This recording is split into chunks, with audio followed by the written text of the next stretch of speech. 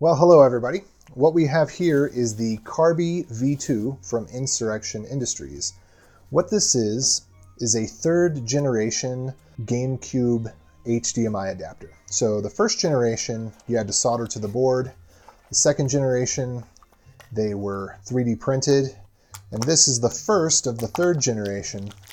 This actually has a nice plastic mold. Let's bring that up so you can see. So beautiful plastic molding, and most importantly, it has a legit connector for a port that never had a connector made. So I don't know how they got this manufactured. I guess they figured they'd have enough volume to do it. But this is the Carby V2 is very similar to the GCHD, the HD My Cube, and the GC Plug and Play. The difference is that this is just a little bit more advanced. They all have a Xilinx Spartan FPGA inside.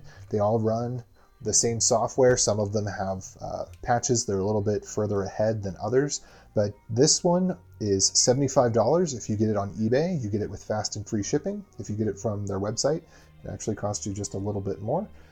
So I'd recommend getting it from eBay. And what this is for, this is not an analog adapter like you have with the Nintendo 64. This is a full digital adapter. So if you have the first run of the GameCube that has this digital AV out port that supposedly was for some sort of VR headset system that never got released, you've got the digital port and the analog port, and this has both video and audio out of the digital port.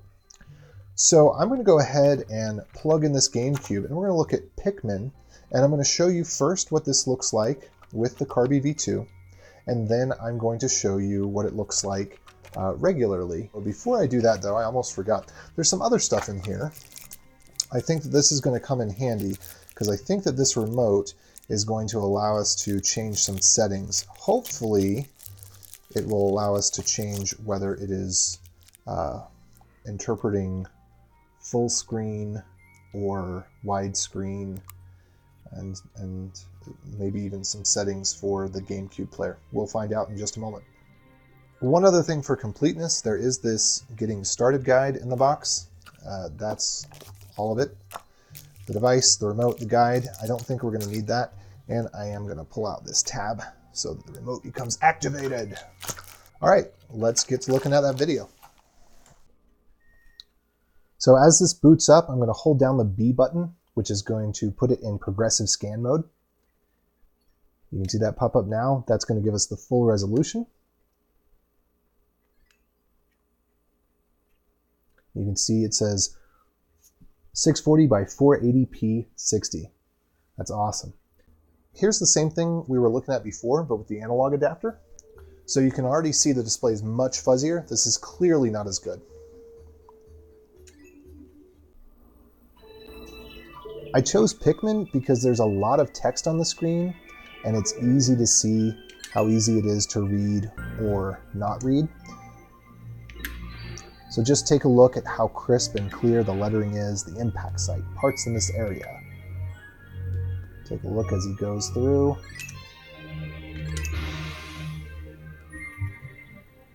Since there's already a lot of videos out there that already do high fidelity digital captures showing side-by-sides, I'm only going to take about a minute on this, and then I'm going to show you the GC Video menu screen, which is the software that runs on this thing.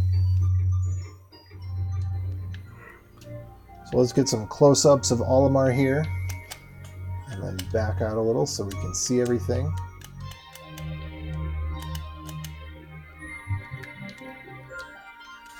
See some of those sparkles, you can see the shape of its helmet. And then here we are with the composite, trying to get some similar gameplay in so you can kind of get a feel for what the differences are. And then here's an obligatory side-by-side. All right, now we're going to see what the menu options do with this remote here. It says we need to press the OK button to access the menu, so I'm going to do that. Oh, and it comes right up.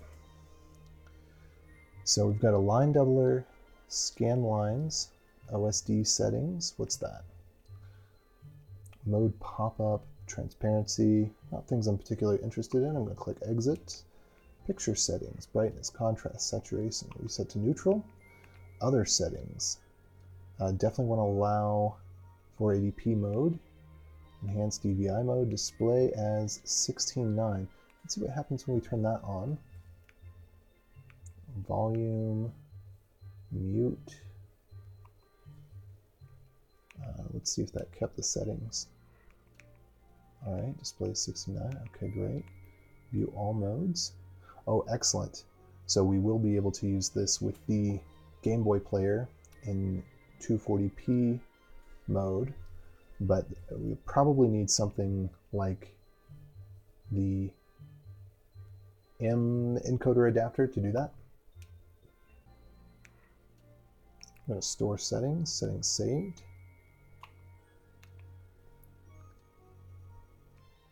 And GC Video DVI V2.4D. And let's just restart this and see what we get.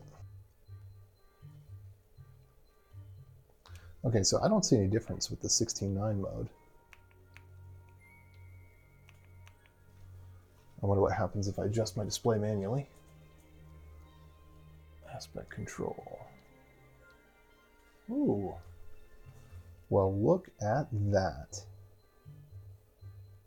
So it turns out setting it to 16:9 allowed my screen to understand that it needed to be able to output the aspect ratio as 4:3, which it did not know before. Let's see what other options we get. We still get overscan. Oh, 1:1. Haha. Isn't that beautiful? Well, that about wraps it up. If you like this video, please give it a like. If you want to learn more about your HDMI options, there are some links in the descriptions below, including a link to eBay to get this Carby V2. And I will leave you with the sweet, sweet sound of Pikmin's Sunset outro.